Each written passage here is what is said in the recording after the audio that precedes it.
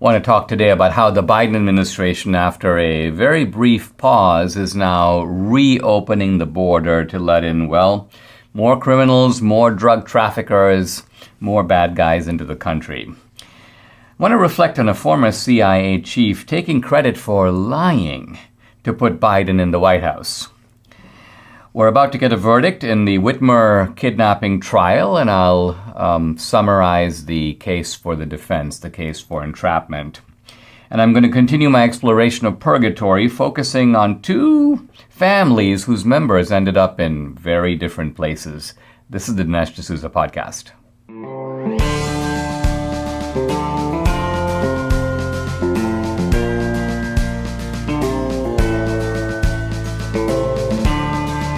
America needs this voice.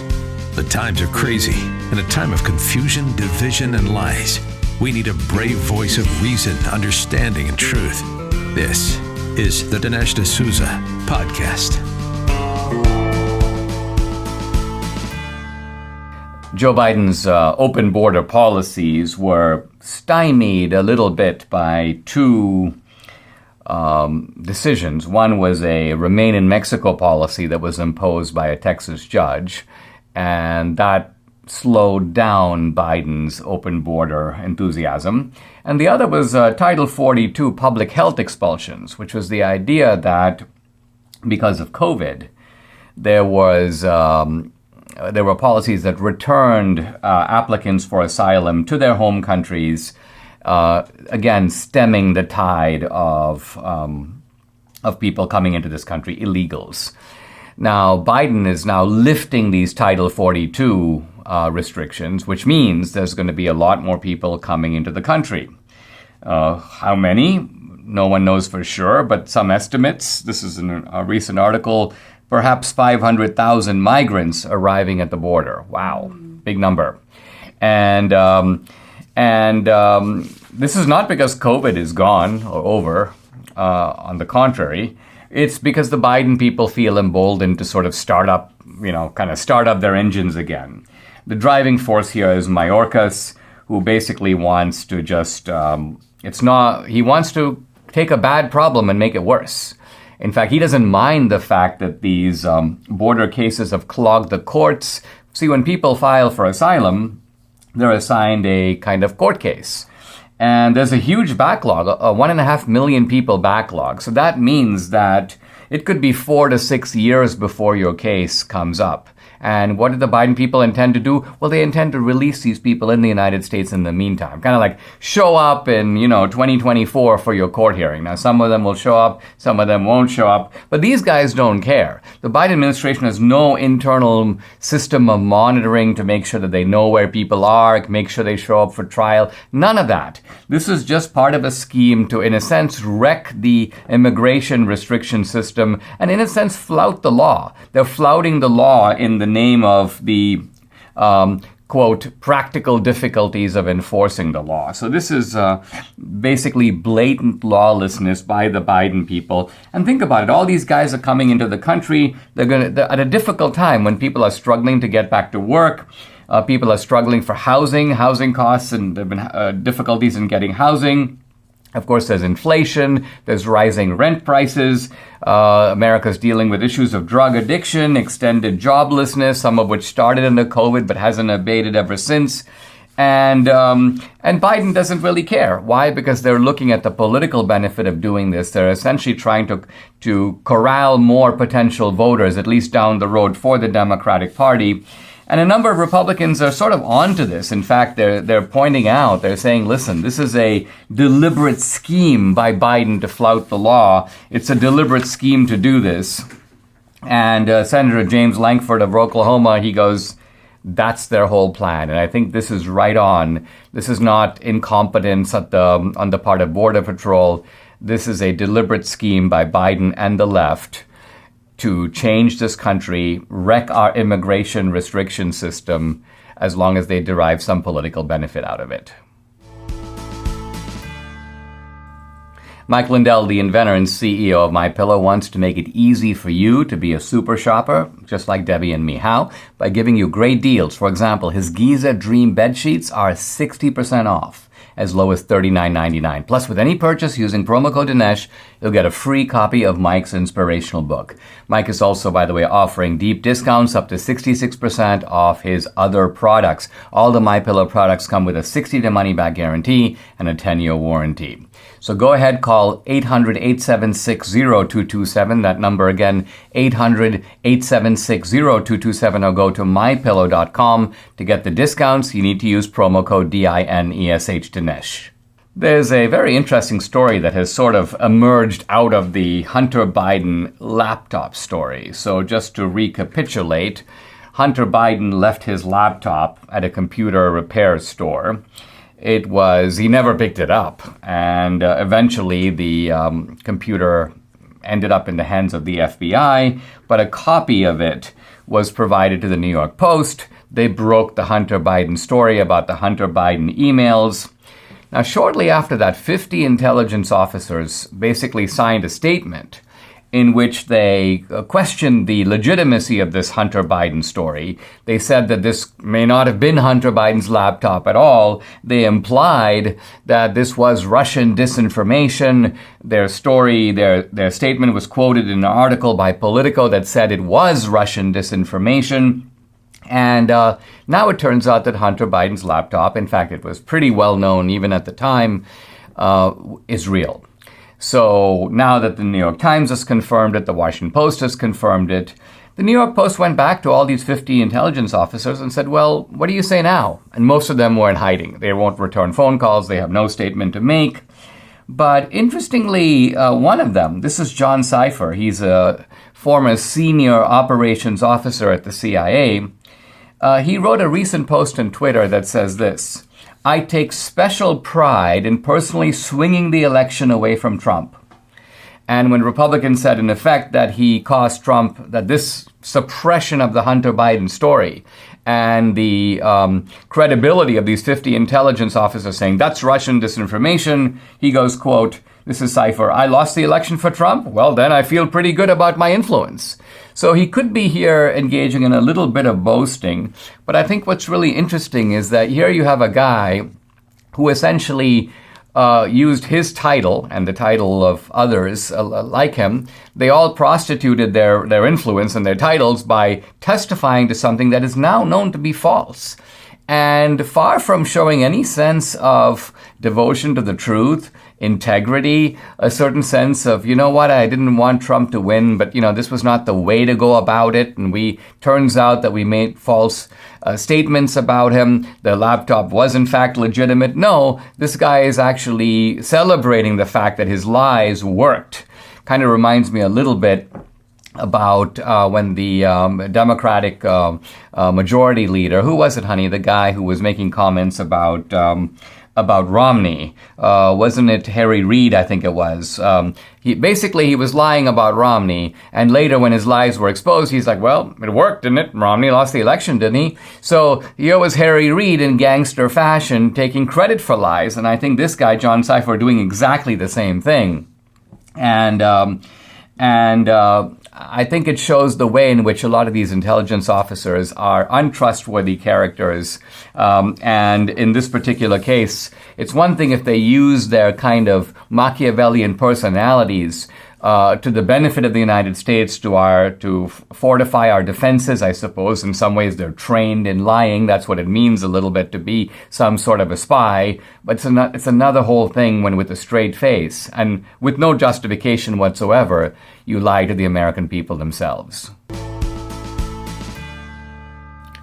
Who likes to eat 6 servings of fruits and veggies every single day? Not me and probably not you. Well, who can realistically do that? Now, Balance of Nature is the answer. It provides that, and their products are 100% natural, vine-ripened, whole food, third-party tested. Real science, real food, real nutrition. Debbie and I take 10 daily servings of fruits and veggies, and they all come in 6 small capsules. Here's 3 of the veggies, and here's 3 of the fruits, and that's it. No trouble swallowing, always fresh, nothing artificial. They smell great.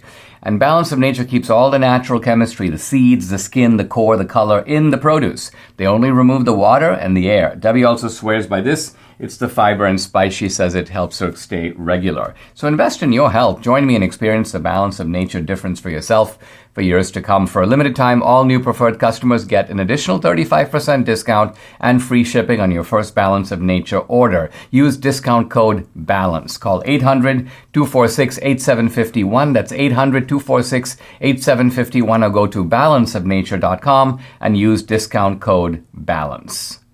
The Gretchen Whitmer kidnapping trial is concluded. The case is now before the jury. There could be a verdict today, tomorrow, anytime soon.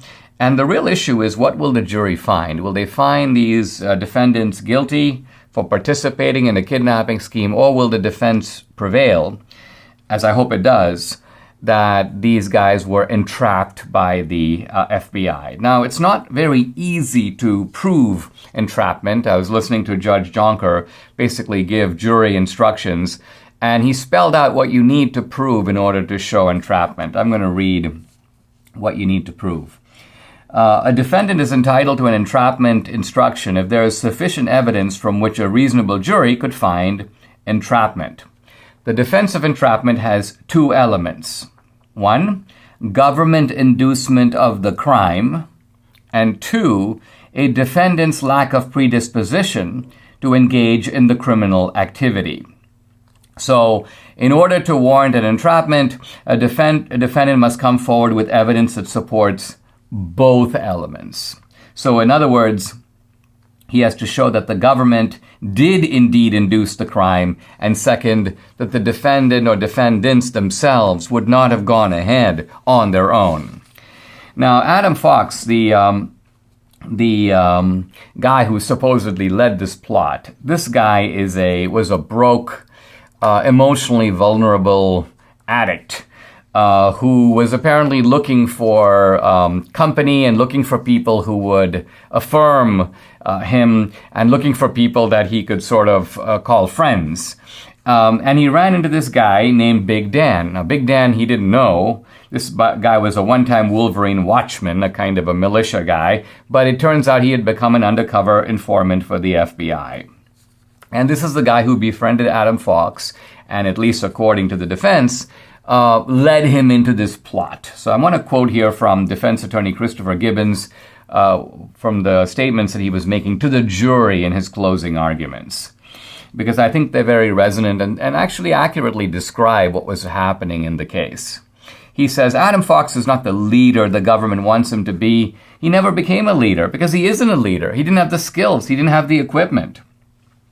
He goes on to point out that this guy, Adam Fox, was radicalized by Dan. Dan is the one who sort of took him under his wing, and together with another guy, another FBI handler, the two of them working in concert, sort of radicalized this poor guy, Adam Fox. And Gibbons goes, this is unacceptable in America. This is not how it works. We don't make terrorists so that we can arrest them. And I think this is really what's at issue. Did the FBI, quote, make these guys into terrorists and then turn around and grab them? By the way, I've suggested on the podcast that this is a scheme that the FBI started after 9/11. They realized that more 9/11s aren't happening, so why don't we basically start creating terror plots and then busting them and then congratulate ourselves on the amazing job that we're doing. Gibbons, the lawyer, goes on to point out to the jury that Dan offered this guy Fox a free credit card. He goes, yeah, you can use it as much as you want. This guy Fox, by the way, was living in the basement. He had no running water. He had no toilet. He had to go brush his teeth in the Mexican restaurant next door. So Gibbons says that the FBI has, quote, taken a vulnerable man and built him up with a fake militia. So they try to tell him, hey, you can be part of a militia, but there's no real militia. So the FBI guys themselves make up the militia. Quote, the need for explosives was manufactured by the government. The government's the one that says, oh, you're going to need some explosives, so we may as well go find some explosives. Gibbons says that Big Dan and another FBI agent named Jason Chambers created the kidnapping plan. So this is not a plan that these guys, the defendants, came up with on their own. The FBI suggested the plan in the first place. And apparently Big Dan once sent his supervisor agent at the FBI the following email. If you need it to happen, I make it happen.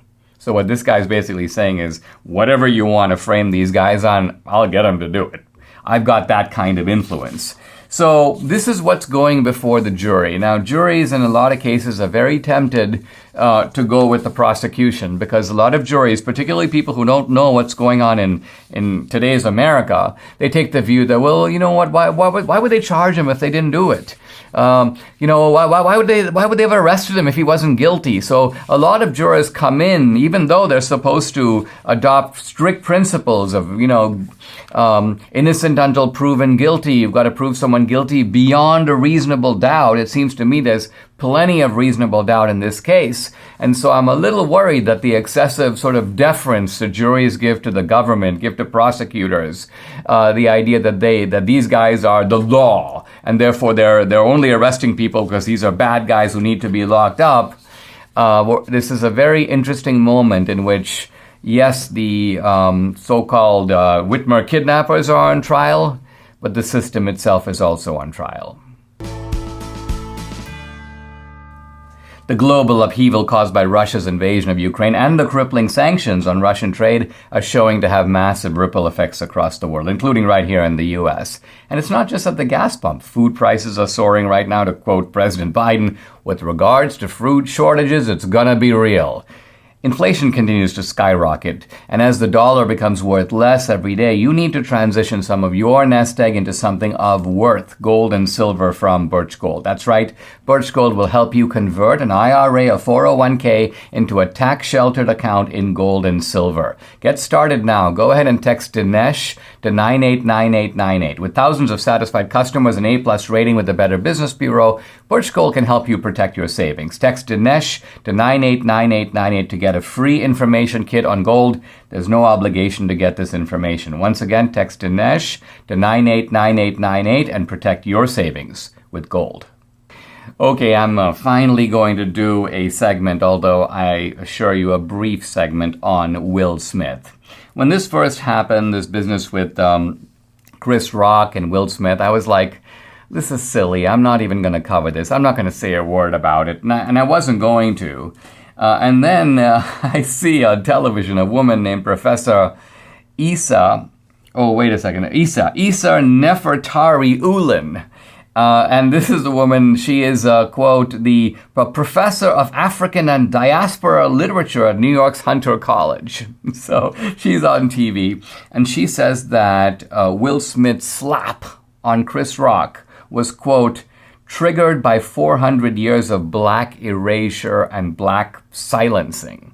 This was like too good to be true, so I had to fish out, I had to go not just based on her clip, but an article that she's written, this woman, in the Hollywood Reporter.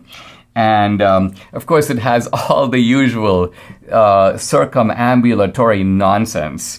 We black folk often feel we are near drowning as we remain locked in a system that marginalizes us. So let's pause to think about this, right? She's describing why one black man slapped another black man. And what are we getting? A recitation, this very typical recycled, tedious narrative about the bad old days of the past. Now, she does go on to say things like, Chris Rock should never ever have let that joke come out of his mouth. So she's giving some justification, I guess, for Will Smith. Then she goes, well, Will Smith shouldn't really have slapped him. And if he slapped him on the subway or someplace else, we really wouldn't stand for it. Then she goes on to give a sort of a gender twist on this. Quote, she goes, in his sudden decision to rise and approach Chris, the patriarchy's compulsory performance of strong manhood. So she's now faulting Will Smith for engaging in patriarchal conduct. She goes, in fact, the slap was, quote, a hyper-masculine response consistent with America's punitive justice system. So we have a punitive justice system, supposedly, and that was being mirrored in Will Smith administering a slap. And then she goes on, and this is the part that made me laugh out loud. She starts talking about black women whose enslaved ancestors were required by law in some places and by custom in others to cover their hair in rags, blah, blah, blah. What does this have to do with anything? How does the actions of one black man and another black man somehow evoke the fate of black women through history. What does this have to do with anything? I mean, this is a case where you can see how a racial lens distorts everything. It distorts the way in which you see a simple incident instead of being able to look, here's a guy who made a joke about another guy's wife. The joke was, I don't even think really that funny. It was kind of dumb. And the other guy kind of took umbrage, took offense. This could have happened among white guys. It could have happened in pretty much any context. And Will Smith clearly lost his cool, and kind of went nuts. And that's kind of all there is to it.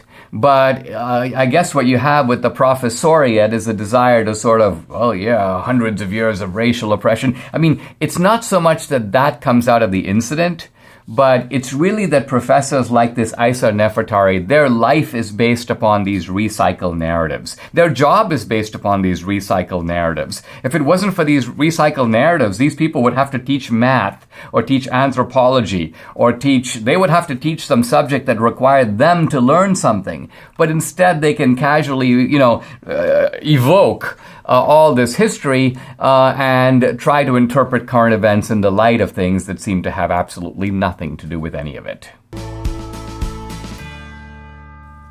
Some of us wish we could rewind the clock when it comes to our health, exercising, climbing stairs, all the things young people take for granted. Well, those are things that don't have to stop just because you age.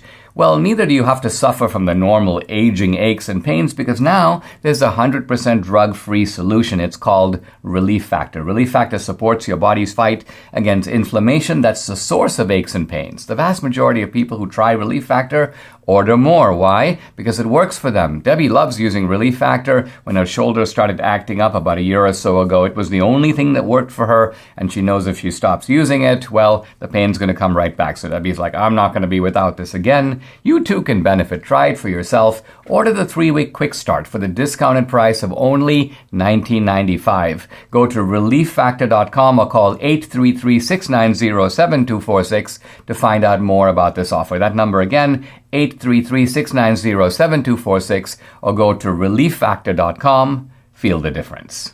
Guys, I'm really delighted to welcome to the podcast a young woman named Hannah Ratnam. She's a Christian filmmaker of Pakistani origin. She has a film company called Supernatural Stories Limited. It's based in Vancouver, British Columbia. She's won a number of film awards, and she has had a remarkable life story and some remarkable experiences I want her to share with you. Hannah, welcome to the podcast.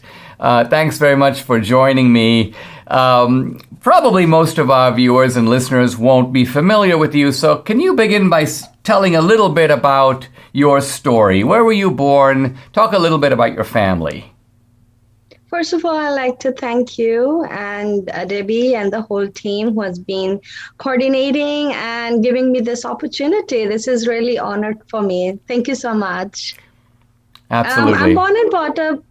Thank you. I'm born and brought up in Pakistan. I'm from Karachi. I lived all my life in Karachi, and I left 2000 permanently, saying that I will never go back. So that was my end of the story for Pakistan.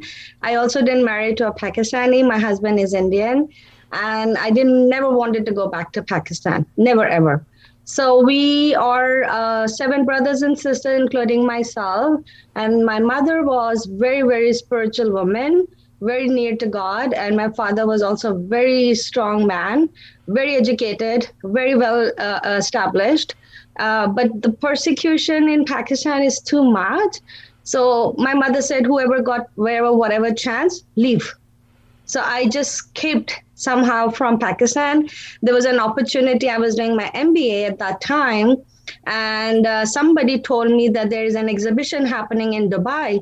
Would you like to go? I said, yes, I will go. So they arranged everything for me. I took the cottage industry, represented Pakistan in international market, and I left. And I never went back. Now, let's talk about Pakistan for a while. It's the Islamic State of Pakistan. At one time, I mean, I'm actually somewhat familiar with Pakistan. My mother was born in Pakistan, actually very close to Karachi. So I had some family on the Indian side and some family on the Pakistani side.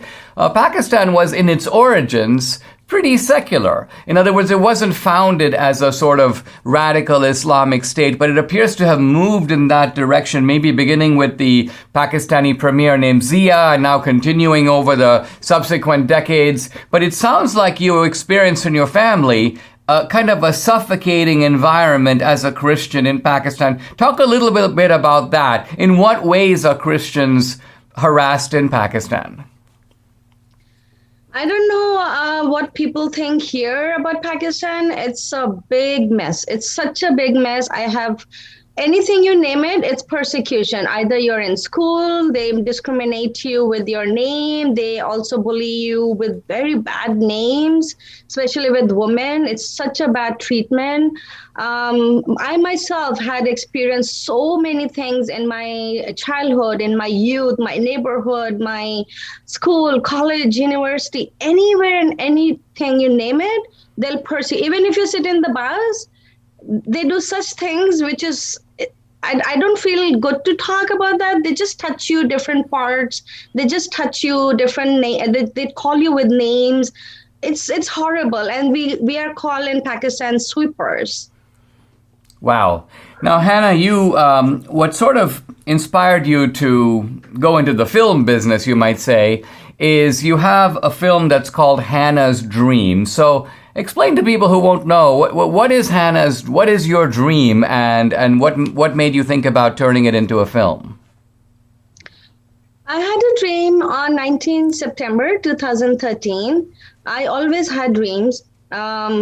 Age of 9, I had first dream.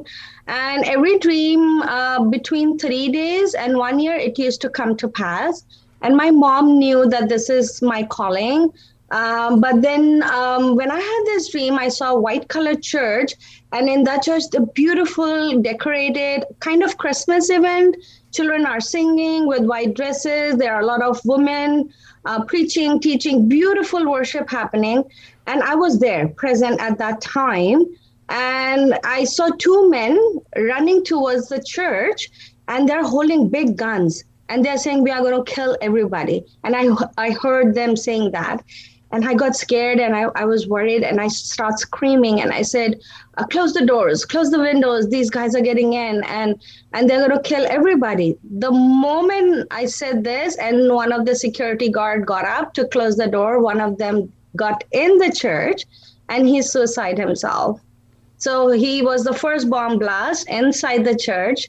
And then there was so much, oh my God, so much blood, so much body parts all around the walls, hanging on the trees, on the floor. The whole building was like red with blood. And then another bomb blast happened right after that. And then I was one time in the hospital taking care of the people. One time I was in the graveyard. One time I'm in the church. It was so hard for me to understand that dream. And I got up with scared, and I said, oh my Lord, what this happened? I don't know where this is happening. I don't know.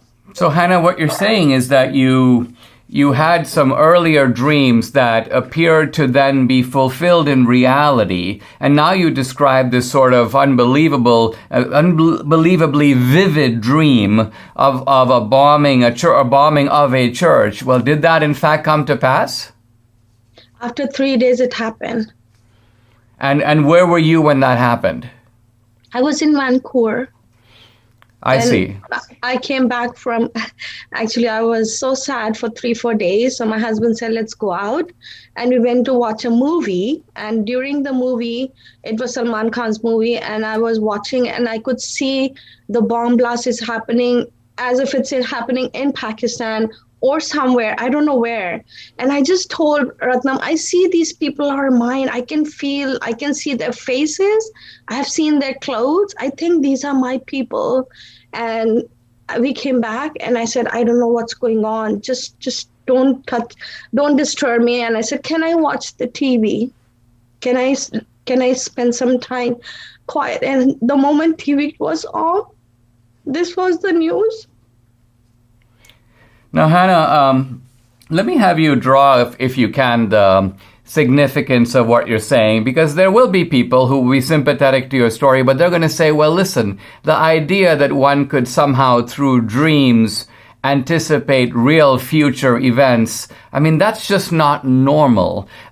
Would you agree that it's not normal? Are you saying that you have perhaps a gift of prophecy or of insight that has enabled you to sort of experience this before it actually happens? What is for you the significance of this dream? I'm not a filmmaker. I don't have education in film or anything in writing or doing anything like that.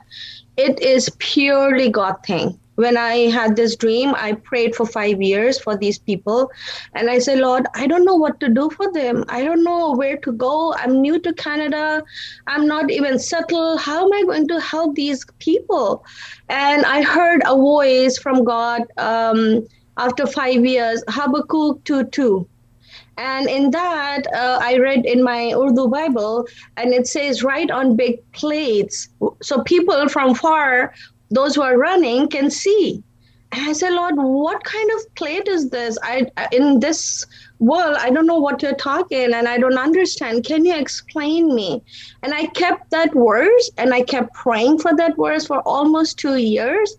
And then I was not able to do anything. And I said, Lord, I don't know where to go. And these cry and these people hurt. I can still see their wounds. The body parts are still in my eyes, inside me. What do I do? And then I was praying again, and I heard another voice. And God says, Christian media. And I Googled Christian media, and there was a conference happening. I went there. Everybody told me, write a script. Because what you're telling, people will not understand. The way Justice said, people won't understand what you're talking. I'm sorry. No, that's quite okay. Well, I think this is something that people should check out further. I find it very intriguing. I don't quite know what to make of it, I gotta confess, Hannah, but I wish you all the best in your journey. And I want to mention your website. It's Hannah Ratnam, HANNAHRATNAM.com. Will people be able to find out more about your story if they check it out? Sure, there's everything there. Okay. All the best to you, Hannah, and thanks for coming on the podcast. And folks, you're welcome to check her out at hannahratnam.com. Thank you so much. Imagine the lifelong impact of a journey to the Holy Land. Surrounded by like-minded travelers, picture yourself stepping foot in iconic locations right out of Scripture. Join Dr. Sebastian Gorka and Dinesh D'Souza on this life-enriching Israel tour, November 30th through December 9th, 2022. For more information, call 855-565-5519 or visit standwithisraeltour.com. We're now at Dante the Pilgrim in Ante-Purgatory, the sort of purgatorial waiting room. And Dante runs into a couple of very interesting characters, and I'm going to talk in this segment about two of them. The first one is a guy named Manfred. And Manfred is a Ghibelline commander, a warrior, a guy who was actually killed in battle, killed in 1266 in the Battle of Benevento. And Manfred, it turns out, was also the son of the Emperor Frederick II. Now, you might remember Frederick II is in the circle of the heretics in hell. So we have, from Dante, this very interesting phenomenon. Families aren't all in the same place. Frederick is in hell. His son Manfred is evidently in purgatory. But what makes this kind of a puzzle is that Manfred himself has been doing many, if not most, of the bad things that Frederick was doing. In fact, we read in the footnotes that this is a guy who apparently is said to have murdered his brother Conrad and two of his nephews and tried to murder another nephew. This is a guy who killed a lot of people on the battlefield. So let's look at what happens in Dante's description. Here's Dante in the outer portals of purgatory, and he sees this man, a handsome patrician he was, although a sword wound cut through one eyebrow. So you can see a gash right on his face. And then Dante says, when I confessed I did not recognize him, He said, "Look," and he revealed a gash above his breast. Now, here's something interesting, because if we think back to Dante in hell, people in hell kind of demand to be recognized. Don't you know who I am? Don't you know who my ancestors are? But notice here, you've got a very important man, Manfred, the son of the Holy Roman Emperor. And when Dante doesn't recognize him, he doesn't really mind. He instead bares his breast and shows a big gash on his chest. And now back to the text. Then with a smile he said, "Manfred I am." And for centuries, really, scholars have talked about this Manfredian smile, because Dante gives no explanation at all as to why Manfred is smiling. And a number of scholars have pointed out, and I agree with this, that Manfred is smiling because he's saying to Dante, you know what? You probably didn't expect to find me here. Guess what? This is a big surprise.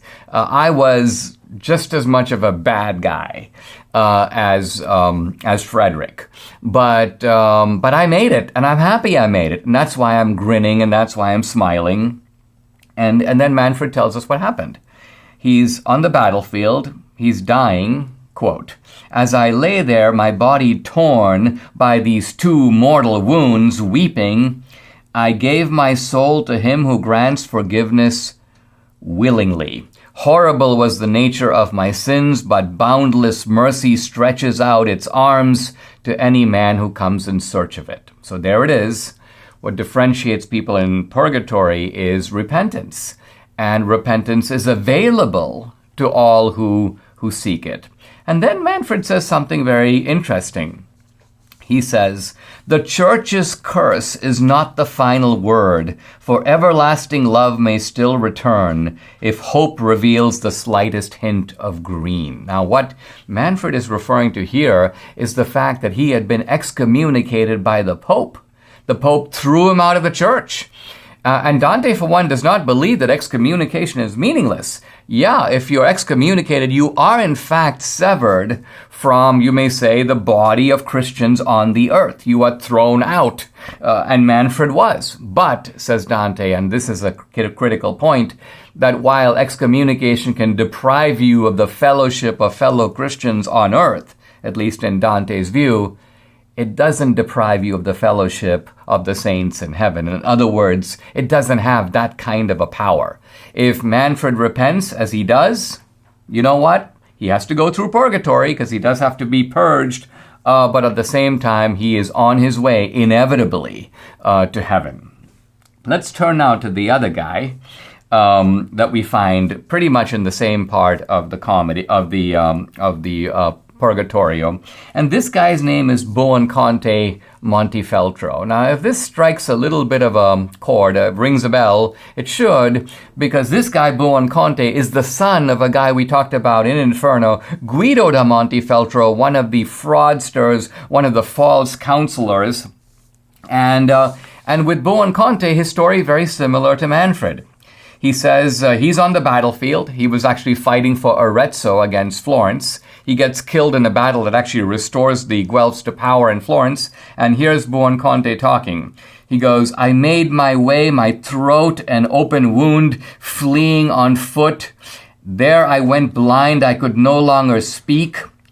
But he goes, "But as I died, I murmured his name," which is to say God's name. And then something really quite remarkable happens, which is, he now says, "God's angel took me up, and hell's fiend cried, 'Oh, you from heaven, why steal what is mine?'" Now, if you think about this, this is a beautiful Dante-esque inversion, because if you remember with Guido da Montefeltro, St. Francis came down to get Guido's soul, and at the last minute, the devil showed up and go, "Leave him alone, he's mine." And he snatches Guido and takes him down to hell. Here it's the exact opposite. Here, you have Buonconte, a bad guy, and the devil is waiting to get him. But because he repented at the last moment, even though his throat was slashed, because he reached out to God, at the last minute, it's not the devil, but God's angel comes down and goes, basically, "This one is mine." And then the devil is angry and gnashes his teeth and goes, "Oh, you from heaven, why steal what is mine?" Dante, once again, through this kind of beautiful parallelism, making the point that what distinguished Guido from Buonconte isn't that one was a good guy and one was a bad guy. They were really both bad guys in their lives. They both committed a lot of sins. The difference? Guido tried to outwit God, and oh, to think it could have worked.